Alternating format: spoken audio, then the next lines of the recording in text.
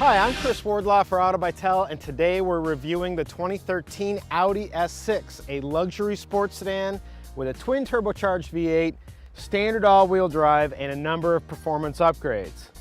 Now this test car starts at just over $72,000, including the $895 destination charge. Our example here is close to $79,000 with all the options that it includes. If you check every option box, you're looking at about 90 grand. Now, is it worth spending that kind of money over a standard A6 3.0T? Well, that's what we're here to find out, so let's take a closer look.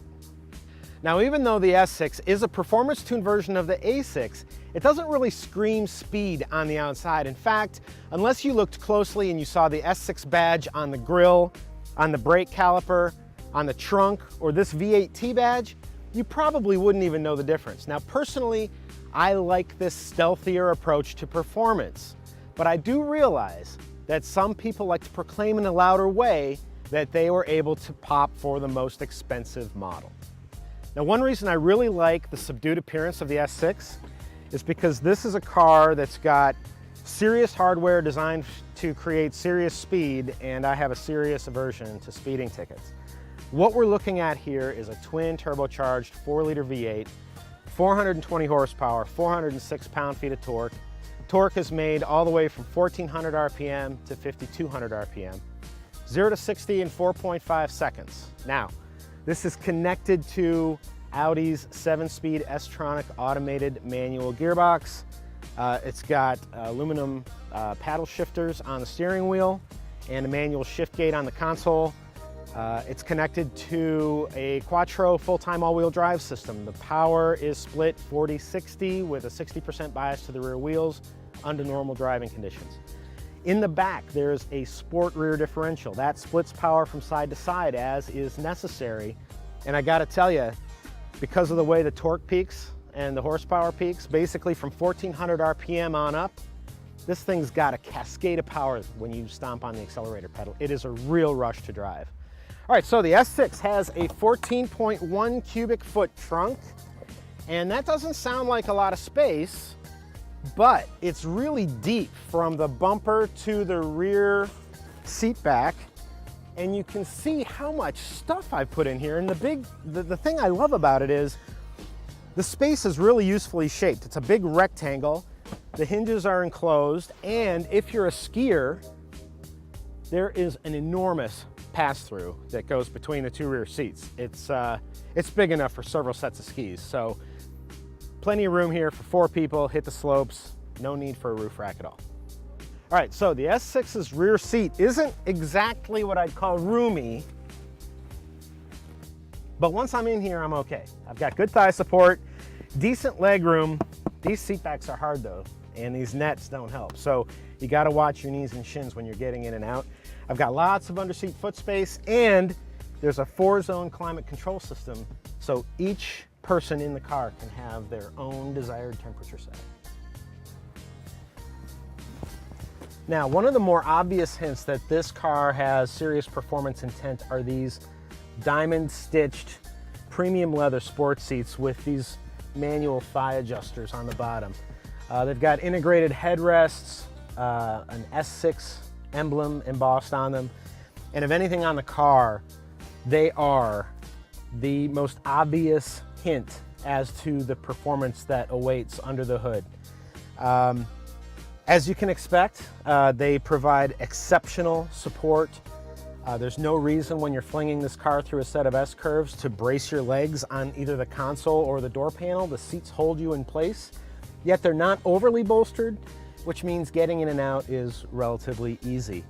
I would say that in terms of trying to determine whether this car is worth the price of entry over a regular A6, the seats alone are almost worth the price of entry.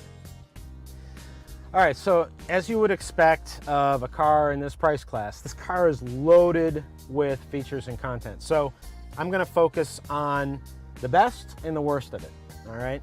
Now, what comes standard in the S6 is a Bose premium audio system, but if you have the wherewithal to spend an additional $5,900 on the optional Bang & Olufsen sound system, I highly recommend it. It is an amazing auditory experience in an automobile, and if you value music, you definitely want the Bang & Olufsen components.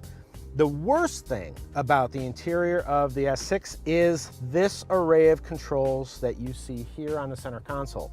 This is the Audi Multimedia Interface, or MMI. The idea here is that these controls simplify what you're doing here on the screen, the navigation and infotainment screen.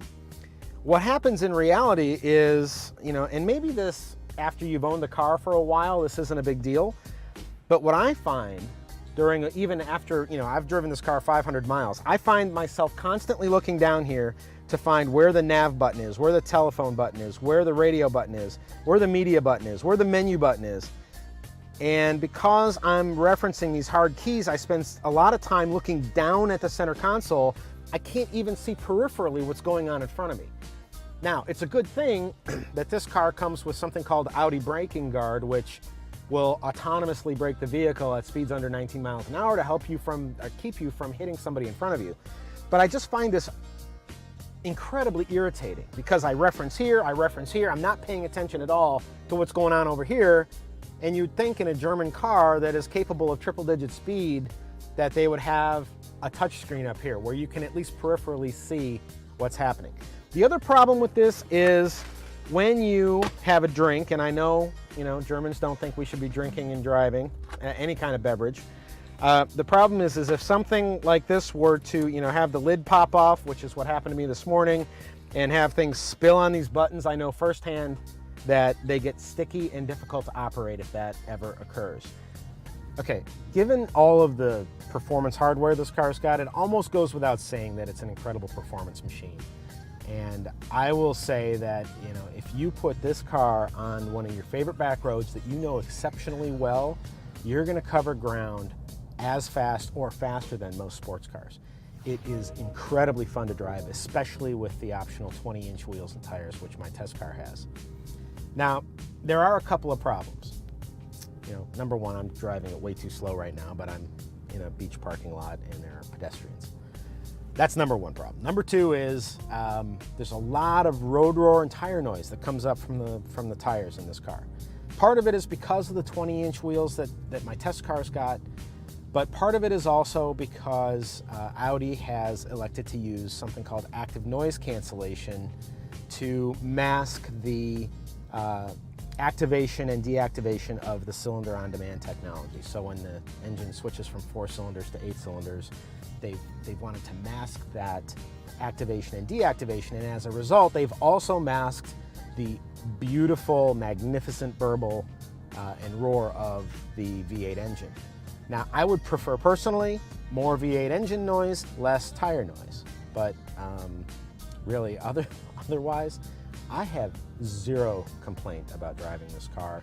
It is a magnificent automobile, and if I had 75 grand laying around, I'd sure buy one. Now, I live in Southern California, which is a part of the country where what you drive is who you are to some degree, and a lot of people like to broadcast their success and wealth through the automobile that they choose. Now, that's one of the things I love about the S6 is that it's subtle. Apart from the fact that it's just flippin' fantastic to drive, nobody really knows what this thing is except other car enthusiasts. And those are the guys that an Audi S6 driver wants to notice this machine. It's a fantastic car.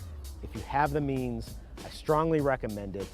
For Auto by Tel, I'm Chris Wardlaw, and I'll see you here next time.